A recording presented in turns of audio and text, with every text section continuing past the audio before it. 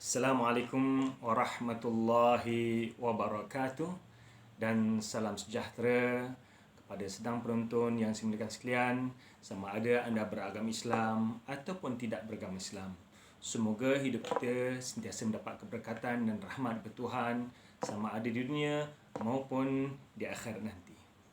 Sidang pendengar sekalian, saya ada diajukan persoalan ataupun kenyataan daripada sahabat kita yang beragama Kristian menyatakan bahawa Jesus adalah Tuhan dan ia jelas ada dalam Bible di mana Jesus telah pun dihantar oleh Bapa menjelma dalam bentuk manusia untuk mati di tiang salib bagi menyelamatkan menyelamatkan manusia daripada dosa warisan.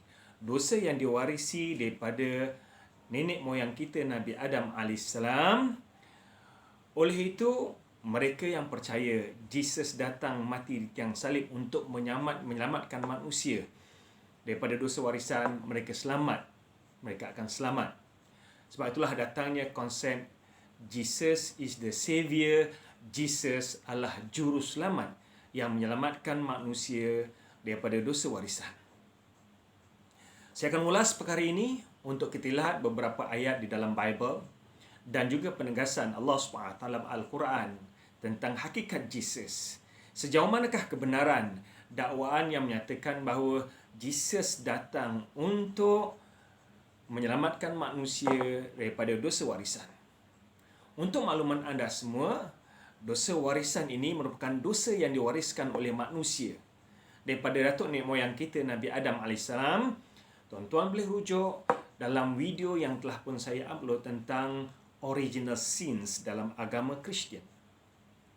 Mengikut ajaran Al-Quran dan Bible, ada persamaan di mana ketika mana Nabi Adam AS berada di dalam syurga, Tuhan telah pun melarang beliau daripada makan buah yang tertentu, buah yang dilarang.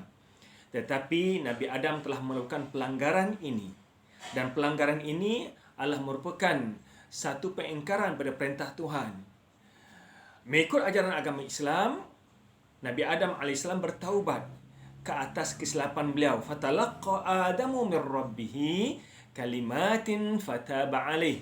Nabi Adam bermunajat kepada Allah SWT dengan memohon keampunan. Fataba alaih, lalu Allah terima permohonan keampunan daripada Nabi Adam AS. Namun demikian, dalam Bible tidak menjelaskan bahawa Tuhan telah pun mengampunkan dosa Nabi Adam.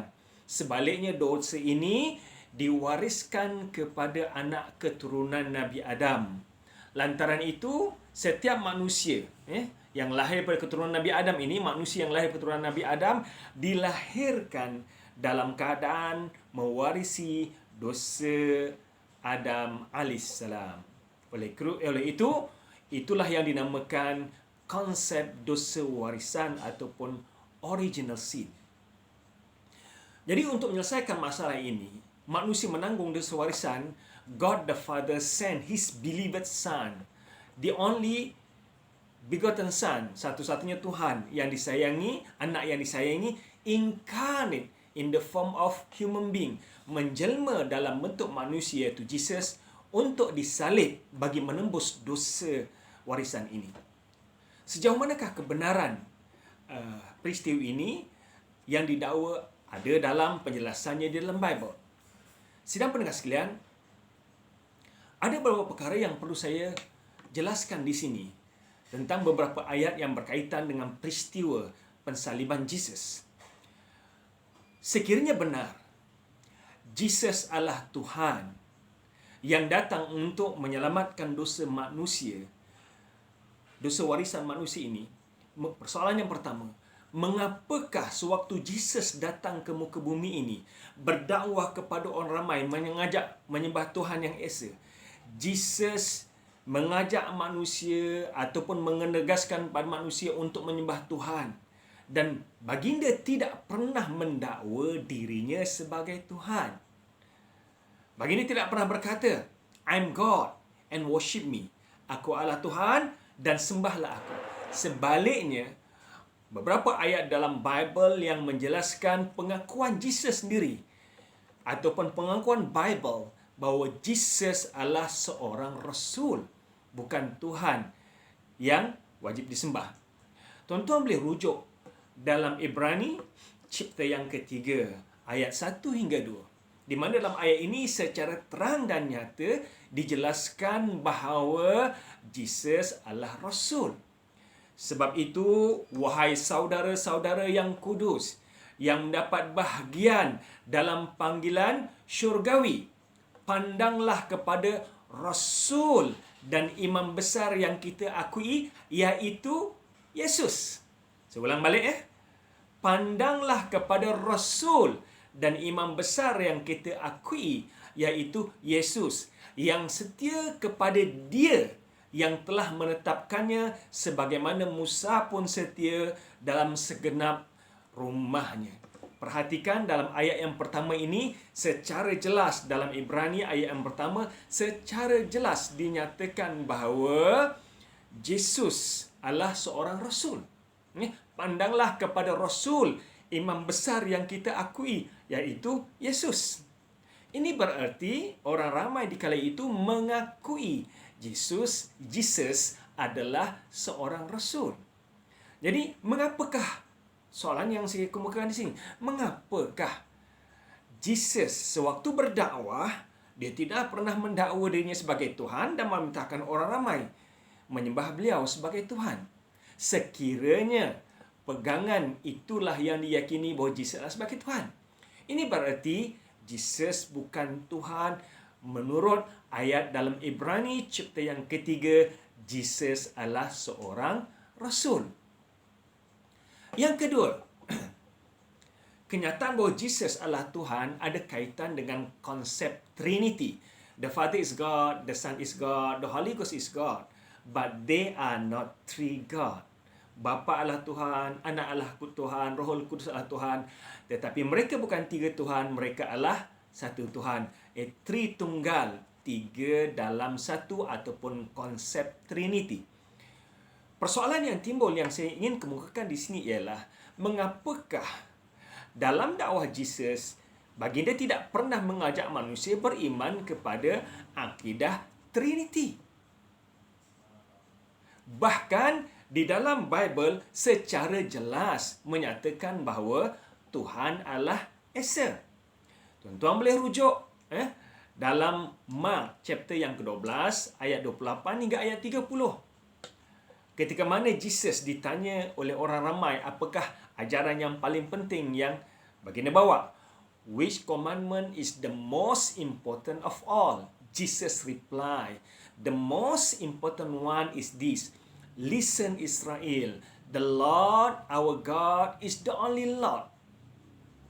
Perhatikan ayat ini. Ketika mana Jesus ditanya oleh orang ramai, apakah ajaran yang paling penting yang kamu bawa? Jesus reply, lalu Jesus menjawab, the most important one is this. Ajaran yang paling penting yang aku bawa ialah ini. Listen Israel, dengarlah wahai Israel. The Lord our God is the only Lord. Tuhan kita adalah Tuhan yang Esa. Bukankah cukup terang dan nyata dalam ayat ini, Bible sendiri mengakui bahawa Tuhan Maha Esa. Saya bawakan kepada anda teks dalam bahasa Arab untuk anda rujuk. Bagaimana cukup terang dan nyata dalam teks bahasa Arab ini bahawa Tuhan Maha Esa. Ma hiya a'zamul wasiyah? Apakah dia wasiat ataupun perintah yang paling penting? Ajabahu Yasur, lalu Jesus menjawab, al-a'zamu hiya hadhi. Ajaran yang paling penting ialah ini. Isma' ya Israel, dengarlah wahai Israel. Ar-Rabbu ilahuna, Tuhan kita huwa Rabbun wahidun, adalah Tuhan yang Esa. Adalah Tuhan yang Esa. Apa yang saya nak tekankan di sini ialah, sekiranya benar dakwaan yang menyatakan bahawa Jesus adalah Tuhan, mengapakah di dalam Bible tidak ada penjelasan yang cukup terang dan nyata bahawa Jesus mengajak manusia menyembah Trinity? Sebaliknya, Jesus mengajak manusia menyembah the only Father, the Father ataupun Tuhan yang Esa. Dan saya ingin memetik kata-kata yang diucapkan oleh Michael Cervantes, seorang pemimpin Unitarian daripada Perancis yang hidup pada kurun ke-16, di mana beliau menyatakan bahawa I have read the Bible from cover to cover, but I never find the word Trinity in the Holy Bible. Aku telah pun membaca Bible kulit ke kulit dan aku tidak pernah menemui perkataan Trinity di dalam Bible. Kemudian William Canning yang hidup pada kurun ke-16, dalam buku beliau Concerning the Era of Trinity, beliau menyatakan bahawa the teaching of Trinity is not derived from the Holy Bible. Ajaran Trinity tidak diambil daripada ajaran Bible. Demikian juga dalam buku yang diterbitkan oleh International Student Association bertajuk Should You Believe in Trinity, ia menjelaskan bahawa the teaching of the Holy Bible, especially in the Old Testament, is solidly a monotheistic teaching. Ajaran Bible, terutamanya dalam Old Testament, adalah cukup jelas dan nyata mengajak manusia beriman pada akidah tauhid ataupun monotheism. Jadi, persoalan yang timbul di sini ialah sekiranya benar Jesus Tuhan yang diimani dalam akidah Trinity, mengapakah ajaran Trinity ini tidak wujud di dalam Bible ataupun tidak dijelaskan secara terang dan nyata di dalam Bible? Jika kita lihat dalam Al-Quran, akidah kita adalah akidah tauhid. Akidah umat Islam adalah akidah tauhid. Dan akidah tauhid dijelaskan oleh Al-Quran cukup terang, cukup nyata. Qul huwallahu ahad. Katakanlah Tuhan kita adalah Tuhan yang esa. Qul huwallahu ahad. Katakanlah, katakan wahai Rasulullah, Tuhanlah Tuhan yang esa. Lam yalid wa lam yulad. Tuhan tidak diperanakkan dan juga tidak memperanakkan ataupun melahirkan anak. Persoalan yang ketiga, sekiranya benar Jesus datang sebagai juru selamat untuk mati di tiang salib dan Jesus adalah Tuhan, mengapakah Jesus sendiri menyembah Tuhan? Sekiranya Jesus Tuhan, mengapa Jesus menyembah Tuhan? Tuan-tuan boleh rujuk dalam John chapter yang ke-17, ayat yang ke-3, di mana dijelaskan, the eternal life means knowing you, the only true God, and knowing Jesus Christ whom you sent. Kehidupan yang kekal abadi ialah dengan mengenali kamu, the only true God, satu-satunya Tuhan yang esa, and knowing Jesus Christ, dan mengenali Jesus Christ whom you sent, yang kamu utuskan. Dalam teks bahasa Arab, perkataan alladhi arsaltahu, perkataan arsaltahu, itulah yang memberikan perkataan rasul. Rasul yang diutuskan. Ini berarti bahawa kenyataan dalam Bible menjelaskan bahawa Jesus adalah rasul. Jadi sekiranya Jesus adalah Tuhan yang dihantar untuk menyelamatkan dosa warisan manusia, mengapakah Jesus sendiri menyembah Tuhan? Apabila Jesus menyembah Tuhan, ini berarti Jesus bukan Tuhan. Bagaimana Tuhan boleh menyembah Tuhan? Perkara yang keempat, sekiranya Jesus memang diaturkan oleh God the Father untuk dihantar di muka bumi ini bagi menyelamatkan manusia berdosa warisan, agar mati di tiang salib menyelamatkan manusia berdosa warisan, mengapakah, poin yang keempat ya, mengapakah pula Jesus ketakutan apabila beliau mengetahui bahawa Pilate dan tenteranya datang untuk menangkap beliau? Sepatutnya, sekiranya Jesus telah pun mengetahui bahawa baginda diutuskan untuk mati di tiang salib bagi menghapuskan dosa orang ramai, baginda bergembira. Datang waktunya, now the time is come. Sekarang masa telah pun sampai, aku mesti mati di tiang salib. Sebaliknya, Jesus bersedih. Tuan-tuan boleh rujuk ya, dalam Matthew chapter yang ke-26, ayat yang ke-36 hingga ayat yang ke-37. Maka sampailah Jesus bersama murid-muridnya ke satu tempat yang bernama Getsemane, ataupun The Garden of Getsemane, taman di mana berkumpulnya Jesus sebelum kedatangan tentera-tentera Pilate. Lalu dia berkata kepada murid-muridnya, duduk di sini sementara aku pergi ke sana untuk berdoa. Dan dia membawa Petrus dan kedua anak Zebedeus sertanya. Maka mulailah dia merasa sedih dan gemetar. Perkataan Jesus merasa gemetar timbul. Kalau Jesus sebagai Tuhan, beliau tidak sepatutnya merasa gemetar. Kalau Jesus datang memang benar untuk mati di tiang salib, beliau tidak sepatutnya merasa takut. Sepatutnya merasa gembira bahawa waktu yang dijanjikan telah pun datang, di mana kedatangannya adalah untuk membersihkan dosa-dosa anak Adam. Tetapi perasaan gemetar dan takut yang ada pada Jesus adalah bukti yang jelas dan nyata bahawa Jesus bukan Tuhan, tetapi dia adalah manusia. Demikian juga dakwaan yang menyatakan Jesus memang dihantar untuk mati di tiang salib adalah menyeleweng daripada ayat ini ataupun bercanggah dengan ayat ini. Poin yang kelima. Mengapakah Jesus merasa sedih yang teramat sangat sehingga kesedihan itu menyebabkan beliau hampir rasa mau mati? Sepatutnya Jesus bergembira. Datangnya waktu ini dia bergembira, bukan sedih sampai hampir mati. Bible menjelaskan bahawa kesedihan Jesus ini seolah-olah dia rasa hampir mati. Tuan-tuan boleh rujuk dalam Matthew chapter yang ke-26 ayat 37. Saya bacakan ayat 37 hingga 38. Saya bacakan untuk tatapan anda semua. Dan dia membawa Petrus dan kedua anak Zebedeus bersamanya. Maka mulailah dia merasa sedih dan gemetar. Lalu katanya kepada mereka, hatiku sangat sedih, seperti mau mati rasanya. Tinggallah di sini dan berjaga-jagalah dengan aku. Perkataan hatiku sangat sedih, seperti mau mati rasanya, tidak sepatutnya terungkap daripada mulut Tuhan ataupun mulut yang datang untuk, memang dia tahu kedatangannya adalah untuk mati di tiang salib.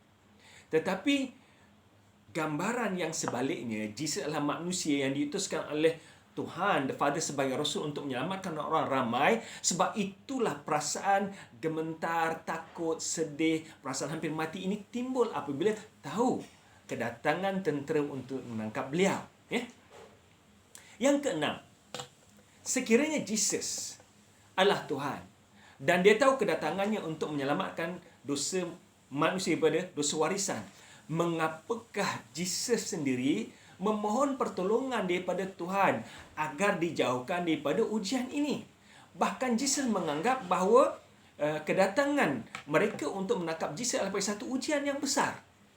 Tuan-tuan boleh rujuk dalam Matthew chapter yang ke-26 ayat 39. Maka dia maju sedikit lalu sujud dan berdoa kepadanya, ya Bapaku, jikalau sekiranya mungkin, biarlah cawan ini lalu daripadaku, tetapi jangan seperti yang engkau kendaki, jangan seperti yang ku kendaki, melainkan seperti yang engkau kendaki.